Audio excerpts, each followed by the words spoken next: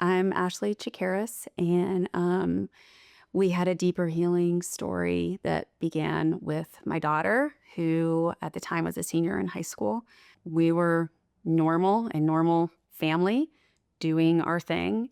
And in hindsight, things actually weren't normal. It's just I didn't have the lens to actually see. And then one day she passes out in the bathroom, and a few days later is covered in rashes. Thankfully, I've been in the functional space for some time and knew better than to go the traditional route. So I actually texted Danielle over at Deeper Healing and was like, listen, something's up. I don't know what, but something's wrong. And thus began our journey here. I remember thinking a lot, like, she's just so stressed all the time, just stressed. So I would try to talk her off the ledge, so to speak. And, she started manifesting actually a bunch of anxiety in hindsight. And that was something that when somebody would talk about anxiety, I didn't really know how to fully define that. And then at the time, she was a senior in high school, like college, all the things. So there was a lot on her plate. But I started noticing her coloring, actually. Her coloring started looking grayer and grayer. And I'll never forget this one night. This was definitely a pivot point for us. My husband and I were taking her out to dinner. She came out of her bedroom, and I must have looked at her strangely because she asked me, "What? Do I not look pretty?" I said, "No, you look great. You look great. Let me go grab Dad." And I went and grabbed my husband and took him aside. And I told him that day, like, something's up with her. I don't know what, but something is definitely up with her coloring. And literally that Monday, I got a call from the school that she had passed out in the bathroom and to come get her. Here she won homecoming queen on a Saturday for her school. And you fast forward just 14 days later, these rashes that are covering her face. And I'm not talking about like a little patch. I'm talking, it looked like kind of red panda bear circles on the eye. It was an unusual rash. She had been in the hospital. We ruled out appendicitis, came in the next day. We met with Jules, and Jules asked, "Are you fasting?" She said, yes. So we said, let's just run every test there is. She's very laid back, which I really appreciated during that journey because we were nervous enough. So taking on her countenance of just, hey, we're in good hands, we're relaxed here, that meant a lot to me as a mom. So we got the tests back within a matter of days, and it was wild to see the insane imbalances in what should have been a healthy 17-year-old kid, 18-year-old kid. One of which was her entire immune response was sideways, which usually is an indicator of mold. So when we saw that, the next step is we're going to test for mold, and we're going to test your house for mold. And I mean, once you start down this rabbit hole of mold, it takes on its own pattern of becoming, essentially a monster, because not only are you dealing with, in this case, my child, you're now dealing with your home, and you're dealing with, do we move out? Do we stay? Who do we hire? All the things. And it is extremely stressful on a family. And unless you've walked it, I notice people just shrug their shoulders at mold and they dismiss it. And mold is not taken seriously in the traditional medical model. It's not even acknowledged. And I think that is people's overall response to mold. They shrug it off as mildew or something, when in reality, it is absolutely devastating.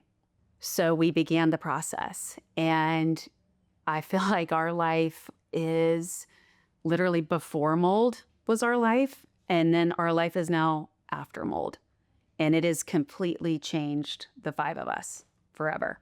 But honestly, forever for the better. So I'll never forget, we had them come in, the mold guys. He walked around and he was like, "I think you're good. I don't see anything, but we'll see what the test says." Well, test comes back and Ava's room had quadruple the amount of spores in her room compared to anybody else's in the rest of the house. Okay, well, now we have something going on in her room. We have an inverted floor plan.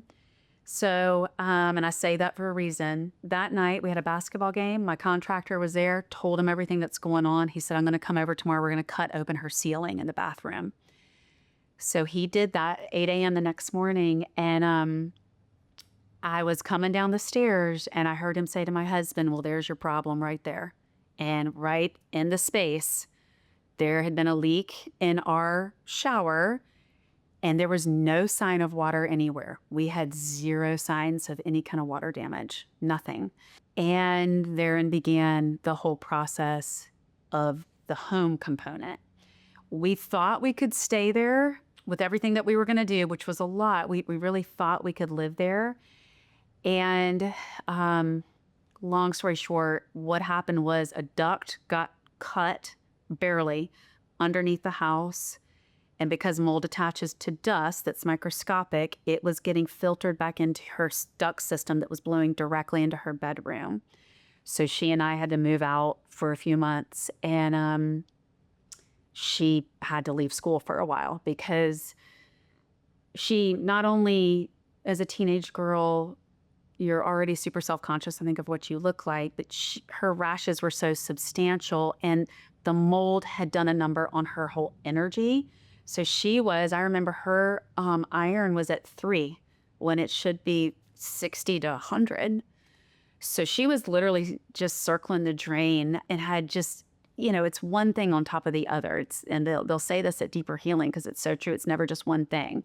We want it to be one thing, but it's usually 3-4 things that are working synergistically together to essentially make the patient throw their hands up and like, what's wrong with me? And Ava slowly started getting better. But one thing that was glaring, it's really interesting with mold. First of all, many people have the respiratory issue. Because Ava's was external, I felt like as a child, she was more apt to dealing with it. Had it been internal, I wonder really where we would be right now, frankly. So I'm grateful that it was external, even though that was hard.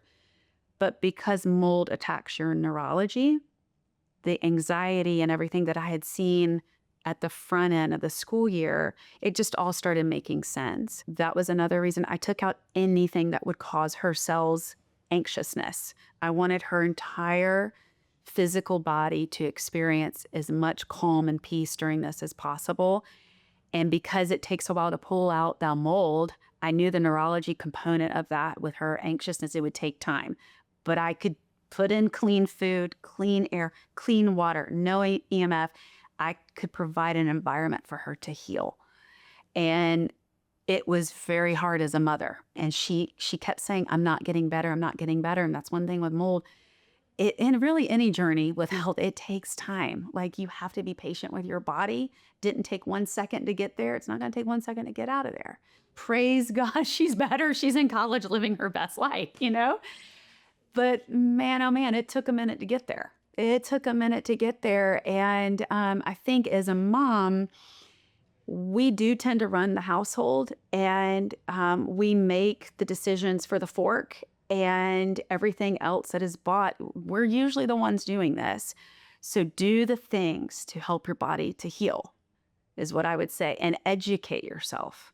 Meet with people that have walked through it. There's such value in other people's stories. And to see, like Danielle had showed us this woman who came in, similar story, but different than Ava's, rashes on the face. I remember that day, she showed us this woman, but then she showed us what the woman looked like after, and she was healed. And that day I was like, Ava is going to be fine. Like my daughter's going to be okay. It's going to take a minute to get there. And I'm going to live to tell the tale. And so is she. And we have. And it's over. Thank goodness.